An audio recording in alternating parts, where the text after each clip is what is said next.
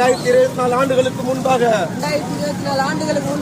இயேசு கிறிஸ்து ஒளிவு என்ற மலை மேல உட்கார்ந்து சொன்னார். தன் சீடர்களுக்கு இயேசு சொன்னார்.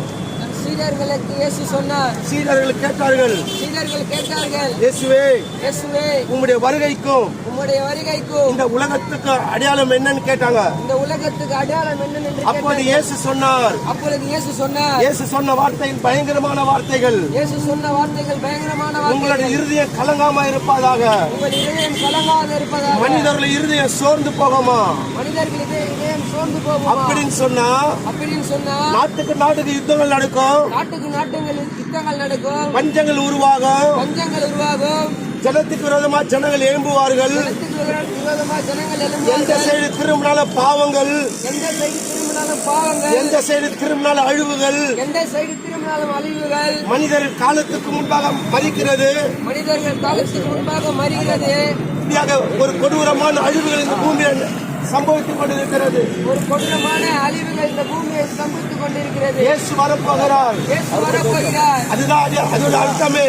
அதுதான் அதோட அடையாளமே. இயேசு வரப்போகிறார். இயேசு வருகைக்கு முன்பாக எல்லாம் வெந்து உருகி போக போகிறது. இன்னும் கொஞ்ச காலத்திலே இயேசு வரப்போகிறார். நியாயாதிபதி வீட்டு வாசலில் வந்திருக்கிறார். மன திரும்புங்கள் இயேசு சொல்லுகிறார். இது கடைசி காலமாக இருக்கிறது. அருமையான சகோதரனே, இனி காலம் செல்லாது. இனி காலம் செல்லாது. நாட்கள் செல்லாது. இயேசுவோட வருகை மத்திய ஆகாயத்தில் வரப்போகிறது. அவர் வருகைக்கு முன்பாக இந்த உலகத்தில் ஒரு சத்தம் கூட கேட்கப்படாது.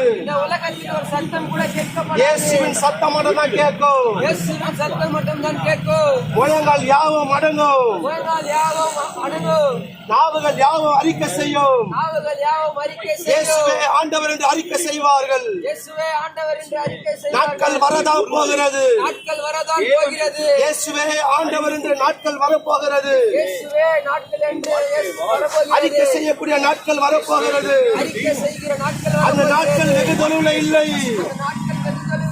சகோதரனே, சகோதரியே, கர்த்தர் 1000 தூதர்களோடு வரப்போகிறார். மனம் திரும்புங்கள். இயேசு வரப்போகிறார்.